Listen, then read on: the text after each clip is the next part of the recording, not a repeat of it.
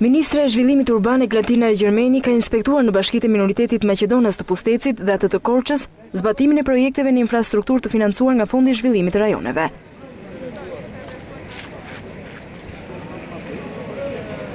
Në Pustec, Gjermeni u njoh me punimet për rikonstruksionin e sheshit kryesor financim 27 milion lek, ndërsa kryebashkiaku Edmond Themenko përfitoi për të kërkuar më shumë fonde për këtë bashki. Në bashkëpunim mund të bëjmë projekte të tjera për problematikat kryesore të kësaj bashkie, si për kanalizimin, si për projën që biseduam aty, përmes ndihmës të bashkëpunimit nga Fondi i Zhvillimit të Rajoneve.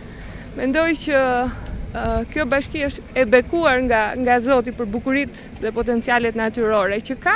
Në Korçë, Gjermeni pasi inspektoi projektet, vlerësoi restaurimin e pazarit të vjetër dhe rikonstruksionin e plotë të Parkut Rinia.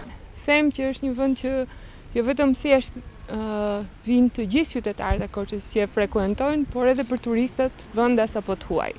Projektet të tjera janë projektet e restaurimit pazarit apo sheshet veçanta të qytetit Korçës. Këtu dua të theksoj cilësinë e projekteve të aplikuara nga kjo bashki dhe profesionalizmin e tyre. Ministra e Zhvillimit Urban bëri të ditur se Bashkia e Korçës do përfitojë dhe 2 projekte shtesë nga Fondi i Zhvillimit të Rajoneve, atë të rrugës Voskopoj Lekas dhe financimet për qendrën sportive.